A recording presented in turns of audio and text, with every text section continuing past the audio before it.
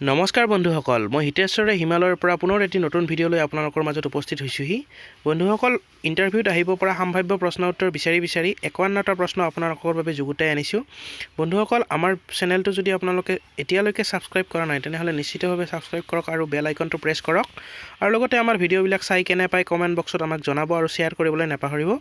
তেন্তে বলক বন্ধুসকল, আজে বাজে কথা বাদ দি ভিডিঅ'টো আৰম্ভ কৰোঁ। প্ৰশ্ন নং 1। 1228 চনত নগা সাম্ৰাজ্যৰ সীমাত উপস্থিত হৈ অসমত আহোম ৰাজ্য স্থাপন কৰি 1268 চনত মৃত্যুবৰণ কৰা আহোম স্বৰ্গদেউজন কোন আছিল? উত্তৰ চাওলুং চুকাফা। প্ৰশ্ন নং 2। হিউৱেন চাং অসমলৈ অহাৰ সময়ত কামৰূপৰ ৰজা কোন আছিল? উত্তৰ কুমাৰ ভাস্কৰ বৰ্মন। অসমৰ স্বাধীনতা আন্দোলনৰ নেতা গুৱাহাটীত পোনপ্ৰথমে চাইকেল চলাওঁতা আৰু দেশভক্ত হিচাপে কোনজন ব্যক্তি পৰিচিত আছিল? উত্তৰ তৰুণৰাম ফুকন। আহোমৰ শেষৰজন স্বৰ্গদেউ কোন আছিল? এইটো আমাৰ 4 নং প্ৰশ্ন আজিৰ। উত্তৰ হ'ব চন্দ্ৰকান্ত সিংহ। প্ৰশ্ন নং 5। কোন চনত অসমীয়া ভাষাটোৱে ৰাজ্যিক ভাষাৰূপে স্বীকৃতি পাইছিল? উত্তৰ হ'ব 1961 চনত। প্ৰশ্ন নং 6। কেতিয়া অসমত প্ৰথম ৰেল সেৱা প্ৰৱৰ্তন কৰা হৈছিল? উত্তৰ হ'ব 1882 চনত। প্ৰশ্ন নং 7। কোন চনত মহাত্মা গান্ধী অসমলৈ আহিছিল? উত্তৰ হ'ব 1921 চনত।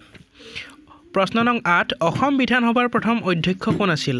উত্তৰ বসন্ত দাস। প্ৰশ্ন নং 9। অসম এছ'চিয়েশ্যন কোন চনত গঠিত হৈছিল? উত্তৰ 1905 চনত। প্ৰশ্ন নং 10। অসমত কোন চনত চাহ আৱিষ্কাৰ হৈছিল? উত্তৰ হ'ব 1823 চনত। প্ৰশ্ন নং 11। অসমত আহোম সাম্ৰাজ্যৰ প্ৰতিষ্ঠাপক কোন আছিল? উত্তৰ স্বৰ্গদেউ চুকাফা। প্ৰশ্ন নং 12। মুছলমানসকলে কোন চনত প্ৰথমবাৰ অসম আক্ৰমণ কৰিছিল? উত্তৰ 1206 চনত। প্ৰশ্ন নং 13। 1979 চনৰ 10 ডিচেম্বৰত অসম আন্দোলনত মৃত্যুবৰণ কৰা প্ৰথমজন শ্বহীদ কোন আছিল? উত্তৰ খৰ্গেশ্বৰ তালুকদাৰ। প্ৰশ্ন নং 14। চুতীয়া সাম্ৰাজ্যৰ প্ৰতিষ্ঠাপক কোন আছিল? উত্তৰ বীৰপাল। প্ৰশ্ন নং 15। অসমৰ উচ্চ ন্যায়ালয় ক'ত অৱস্থিত? উত্তৰ হ'ব অসমৰ উচ্চ ন্যায়ালয় গুৱাহাটীত অৱস্থিত। প্ৰশ্ন নং 16। অসমৰ প্ৰথম মুখ্যমন্ত্ৰী কোন আছিল? উত্তৰ হ'ব অসমৰ প্ৰথম মুখ্যমন্ত্ৰী গোপীনাথ বৰদলৈ। প্ৰশ্ন নং 17। কেন্দ্ৰীয় মন্ত্ৰীসভাত মন্ত্ৰিত্ব লাভ কৰা প্ৰথম অসমীয়া মহিলাগৰাকী কোন? উত্তৰ ৰেণুকা দেৱী বৰকটকী। প্ৰশ্ন নং 18। আহোম সাম্ৰাজ্যৰ ৰাজধানী চৰাইদেউ কোন চনত স্থাপিত হৈছিল? উত্তৰ হ'ব আহোম সাম্ৰাজ্যৰ ৰাজধানী চৰাইদেউ 1253 চনত স্থাপিত হৈছিল। প্ৰশ্ন নং 19। অসমৰ প্ৰথম মহিলা মুখ্যমন্ত্ৰী কোন আছিল? উত্তৰ হ'ব অসমৰ প্ৰথম মহিলা মুখ্যমন্ত্ৰী ছৈয়দা আনোৱাৰা তাইমুৰ। প্ৰশ্ন নং 20। আহোম আৰু মোগলসকলৰ শেষ ৰন্ধন কোন চনত হৈছিল?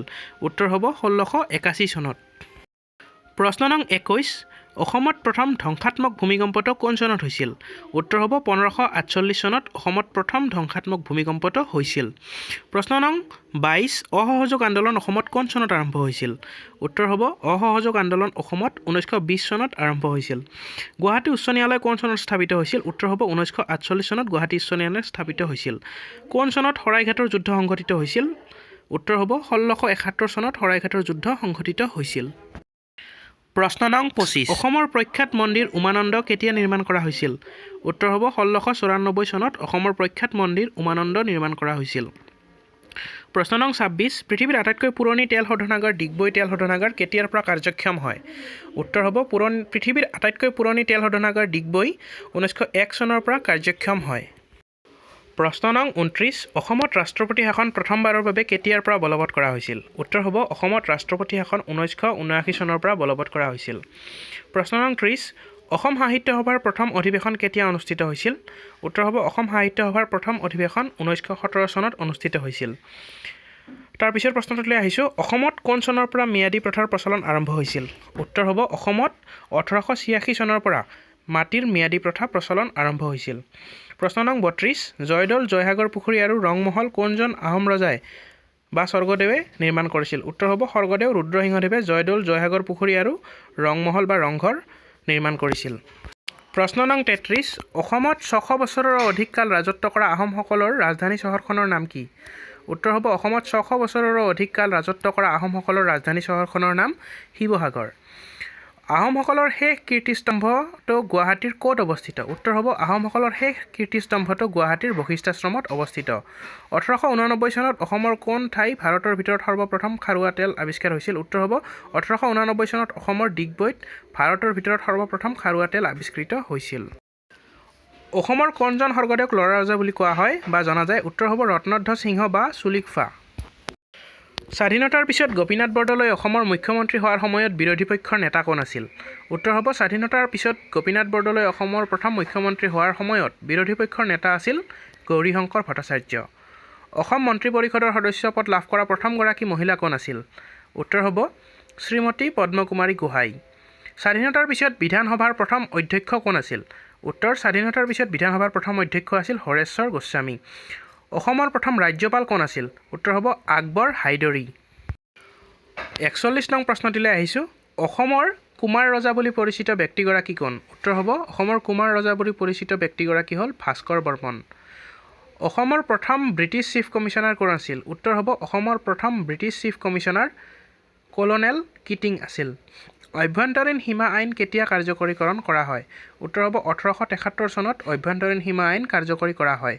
প্ৰাচীন কামৰূপৰ কোনগৰাকী ৰাজকুমাৰীক কাশ্মীৰৰ ৰজাই বিয়া কৰাইছিল উত্তৰ হ'ব প্ৰাচীন কামৰূপৰ ৰাজকুমাৰী অমৃতপ্ৰভাক কাশ্মীৰৰ ৰজা মেঘবাহনে বিয়া কৰাইছিল এইবাৰৰ প্ৰশ্নটি হ'ল ব্ৰহ্মপুত্ৰ নদীক তিনিটা নদীৰ সংগমস্থলী বুলি কোৱা হয় সেই নদী তিনিখনৰ নাম কি উত্তৰ হ'ব দিহিং দিবং আৰু লোহিত নদী আহোম আৰু মোগলৰ মাজৰ শেষ যুদ্ধখন কোন চনত আৰু ক'ত অনুষ্ঠিত হৈছিল ইয়াৰ উত্তৰ হ'ব ১৬৮১ চনত ইটাখুলি নামৰ ঠাইত আহোম আৰু মোগলৰ মাজত শেষ যুদ্ধখন অনুষ্ঠিত হৈছিল গুৱাহাটী বিশ্ববিদ্যালয়খন কেতিয়া স্থাপন কৰা হৈছিল উত্তৰ হ'ব ১৯৪৮ চনত গুৱাহাটী বিশ্ববিদ্যালয় স্থাপন কৰা হৈছিল প্ৰশ্ন নং ৪৮ ইংৰাজে ভাৰতত প্ৰতিষ্ঠা কৰা প্ৰথম চাহ উদ্যোগ কোনটো উত্তৰ হ'ব ইষ্ট ইণ্ডিয়া কোম্পানীৰ দ্বাৰা স্থাপিত চাবুৱা চাহ বাগিচা হ'ল প্ৰথমটো চাহ উদ্যোগ আমাৰ পিছৰ প্ৰশ্নটি হ'ল অসম আক্ৰমণ কৰা প্ৰথমজন মোগল আক্ৰমণকাৰী কোন আছিল ইয়াৰ উত্তৰ হ'ব মহম্মদ ইবন বখতিয়াৰ ৫০ নম্বৰ প্ৰশ্ন কংগ্ৰেছৰ প্ৰথম সাধাৰণ সভা অসমৰ ক'ত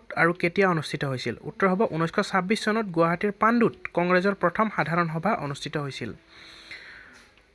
অসম ছাত্ৰ সন্মিলনী কেতিয়া গঠন কৰা হৈছিল আৰু ইয়াৰ প্ৰথম সভাপতি কোন আছিল উত্তৰ হ'ব অসম ছাত্ৰ সন্মিলনী ১৯১৬ চনত গঠিত কৰা হৈছিল আৰু ইয়াৰ প্ৰথম সভাপতি আছিল লক্ষ্মীনাথ বেজবৰুৱা বন্ধুসকল আজিৰ ভিডিঅ'টোত ইমানেই পুনৰ আপোনালোকৰ বাবে নতুন ভিডিঅ' এটিলৈ উপস্থিত হ'মহি এই একেই প্লেটফৰ্মত গতিকে তেতিয়ালৈকে আপোনালোকৰ পৰা বিদায় লৈছোঁ কিন্তু যোৱাৰ আগতে এটা কথা কৈ যাওঁ বন্ধুসকল আমাৰ ভিডিঅ'সমূহ চাই কেনে পায় কমেণ্ট বক্সত জনাবলৈ নেপাহৰিব আৰু ভিডিঅ'সমূহ ভাল পালে লাইক কৰিব আৰু শ্বেয়াৰ কৰিবলৈ নেপাহৰিব লগতে বন্ধুসকল আমাৰ চেনেলটো নিশ্চয়কৈ ছাবস্ক্ৰাইব কৰিব ধন্যবাদ জয় অসম